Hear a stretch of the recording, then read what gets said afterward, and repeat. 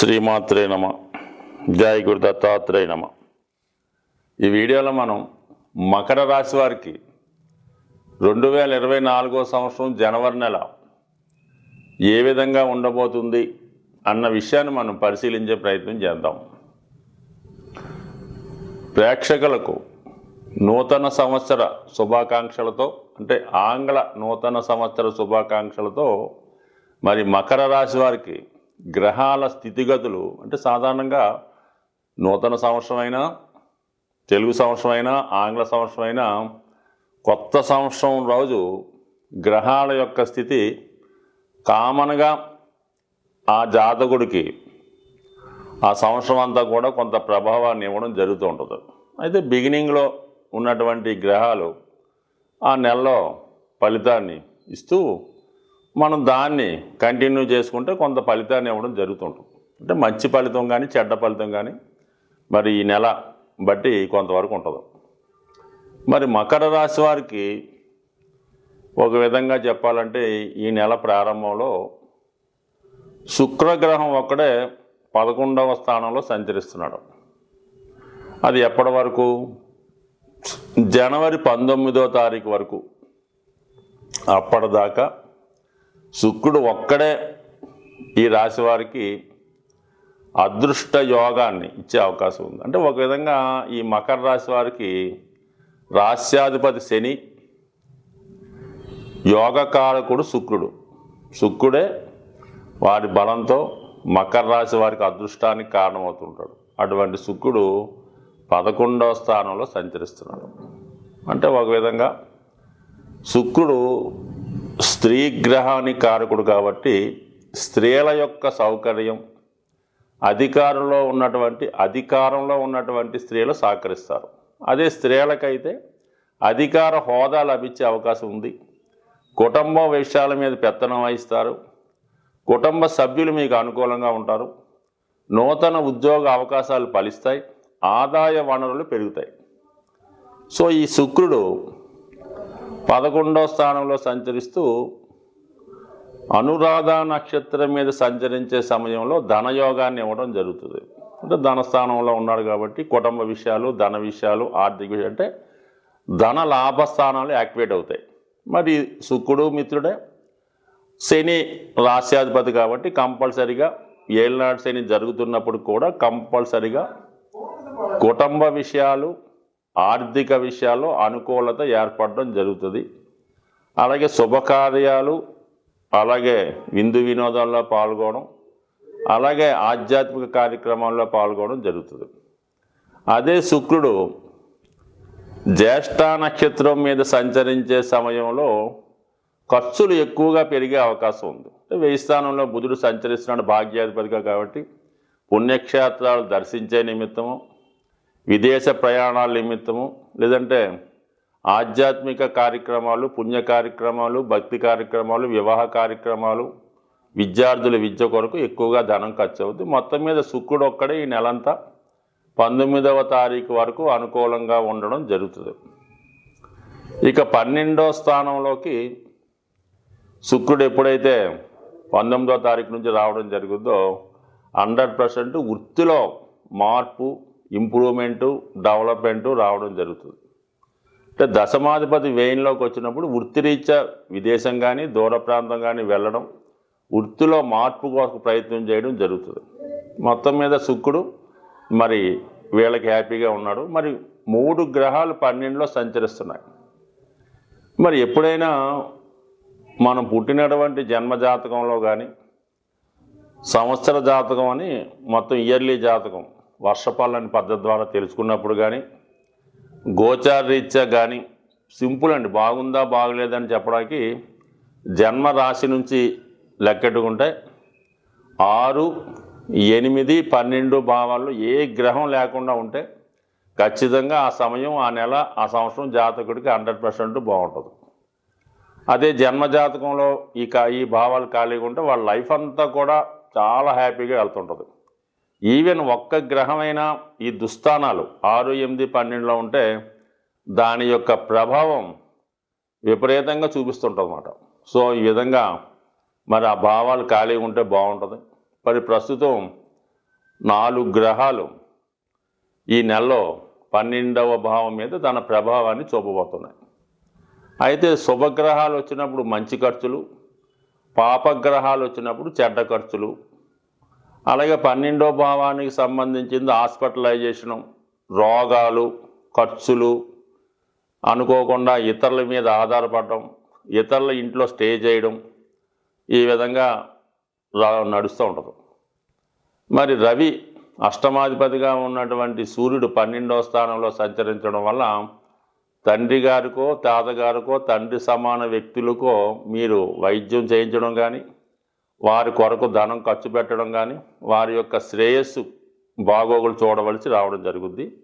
ప్రభుత్వానికి చెల్లించినటువంటి పన్నులు, ట్యాక్సులు, జిఎస్టీ లాంటివి చెల్లించవలసి ఉంటుంది. అధికారుల నుంచి కంపల్సరీగా వేధింపులు, ఇబ్బందులు ఉంటాయి.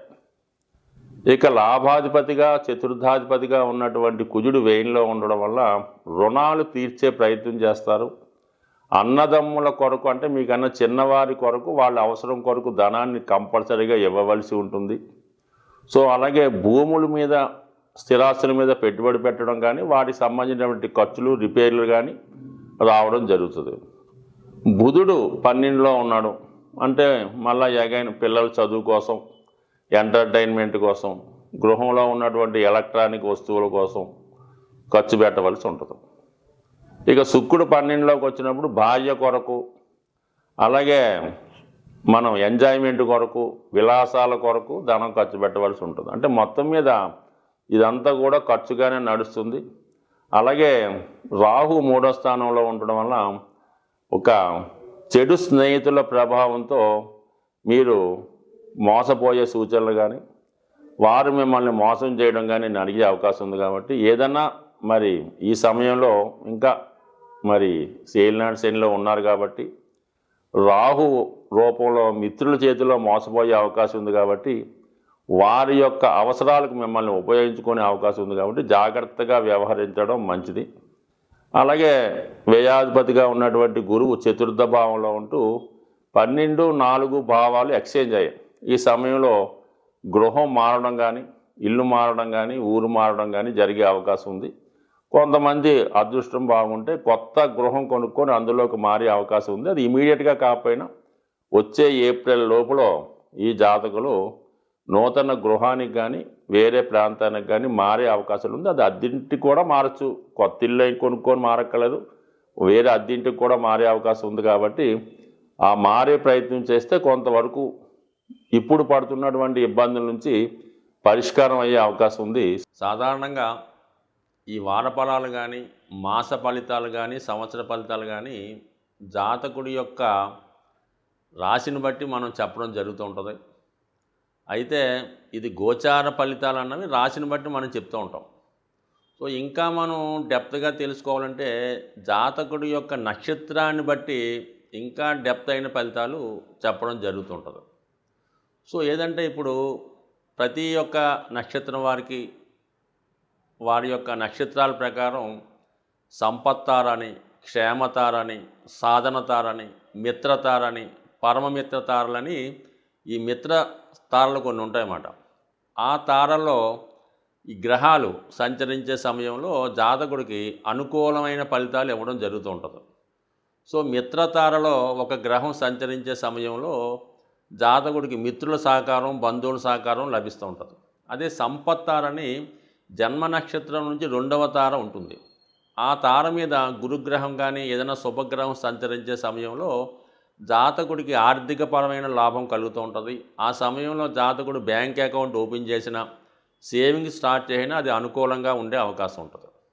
అదే 4వ తార అంటే జన్మతార నుంచి 4వ తార లెక్కెట్టుకుంటే అది క్షేమతార అవుతుంది. అది స్థిరాస్తి కొనుగోలు చేయడానికి, క్షేమంగా ప్రయాణం చేయడానికి, అలాగే ఎవరికన్నా సంప్రదింపులు జరపడానికి, ఏదన్నా వృత్తి ప్రారంభించడానికి అది అనుకూలంగా ఉంటుంది. ఆ క్షేమతారలో మీరు ప్రయాణం ఎంత కఠినమైన ప్రయాణం ప్రారంభించినా అది సక్సెస్ఫుల్ అయ్యే అవకాశం ఉంది. సో అలాగే 6వ తార సాధన తార అంటారు. కోర్టు కేసుల్లో విజయం సాధించాలన్నా, మీరు వెళ్ళిన చోట అప్పు పుట్టాలన్నా, లేదంటే మీరు అప్పు తీర్చాలన్నా, అలాగే శత్రువులపై విజయం సాధించాలన్నా, ఒక యుద్ధానికి వెళ్ళాలన్నా, ఒక కోర్టుకి వెళ్ళాలన్నా సాధన తారలో మీరు పని స్టార్ట్ చేస్తే 100% విజయం సాధిస్తారు. ముఖ్యంగా విద్యార్థులు ఇంటర్వ్యూకి వెళ్ళినప్పుడు ఆ సాధన తారలో ఇంటర్వ్యూకి వెళ్తే ఉద్యోగంలో తప్పక విజయం లభిస్తూ ఉంటుంది. అలాగే 8వ తార అన్నది మిత్రతార. అంటే మనం స్నేహం చేయడానికి కానీ, వివాహ సంబంధాలు కుదుర్చుకోవడానికి కానీ, ఎవరితో అన్నా పార్ట్నర్షిప్ వ్యవహారాలు చేయడానికి కానీ మిత్రతార చాలా అనుకూలించే అవకాశం ఉంది. సో అలాగే పరమమిత్రతార, అంటే ఈ పరమమిత్రతారలో కొంతమంది అనుకూలంగా ఉందని, కొంతమంది ప్రతికూలంగా ఉంటుందని చెప్తారు. బట్ కానీ ఏదైనా కొంతవరకు న్యూట్రల్గా మంచి ఫలితాలు ఇవ్వడం జరుగుతూ ఉంటుంది. సో ఈ విధంగా మనం తారాబలం చూసుకొని, అలాగే మరి చంద్రలగ్నాత్తు అష్టమంలో ఏ గ్రహం సంచరించినా కూడా ఇబ్బంది కలుగుతుంటుంది. ముఖ్యంగా ప్రతీ నెల ఒకసారి 2.5 రోజులు అష్టమ స్థానంలో చంద్రగ్రహ సంచారం జరుగుతుంటుంది. ప్రస్తుతం మరి ఒక విధంగా చెప్పాలంటే తులారాశి వారికి అష్టమంలో ఇప్పుడు సంచారం జరుగుతుంది అనుకుంటాం. వాళ్ళకి ఈ వృత్తి వ్యవహారాల్లో చికాకులు లభిస్తాయి. అందుకని అష్టమ చంద్ర దోషం కూడా జాతకుడికి ఉంటుంది కాబట్టి అది కూడా మరి గమనించుకుంటూ, ఈ తారాబలాన్ని కూడా గమనించుకుంటూ ఇంకా మనం సూక్ష్మంగా ఇంకా డెప్త్గా ఈ వార ఫలితాలు, మాస ఫలితాలు తెలుసుకున్నప్పుడు ఇంకా పెర్ఫెక్ట్ అయినటువంటి ఫలితాలు వచ్చే అవకాశం ఉంది. అలాగే జన్మ జాతకాన్ని బట్టి కూడా ప్రస్తుతం జరుగుతున్నటువంటి దశానాథుడు, అంటే మనకి ఏదో దశ జరుగుతుంటుంది, ఆ దశానాథుడు గోచారంలో ఎక్కడున్నాడు, ఏ గ్రహంతో కలుస్తున్నాడు అన్న స్థితిని బట్టి కూడా మన యొక్క ఫలితం ఆధారపడి ఉంటుంది. కాబట్టి ఇవన్నీ కూడా మిక్స్ చేస్తేనే జాతకుడు సరైనటువంటి ఫలితాన్ని పొందగలడు తప్ప ఏదో పేరుని బట్టో రాశిని బట్టో ఈ 4 ఫలితాలు ఏదో తెలుసుకోవడం వల్ల అది 100% ఖచ్చితమైన ఫలితం అయితే కాదు. మరి డెప్త్గా తెలుసుకుందాం అనుకుంటే మీకు ముఖ్యంగా చాలా సూక్ష్మంగా, చాలా జాగ్రత్తగా టైం తీసుకొని పరిశీలిస్తే ప్రతి విషయాన్ని కూడా పెర్ఫెక్ట్గా జ్యోతిష శాస్త్రంలో తెలుసుకునే అవకాశం ఉంటుంది. కాబట్టి మీరు ఎవరైనా ఇబ్బందుల్లో తెలుసుకోవాలనుకున్న వాళ్ళు మీ సమీపంలో ఉన్నటువంటి జ్యోతిష్కుడికి సరైన సమయం ఇచ్చి తగు విధంగా మరి ఈ జాతకం తెలుసుకోవడం వల్ల ఇంకా మంచి ఫలితాలు పొందుతారని ఆశిస్తూ స్వస్తి.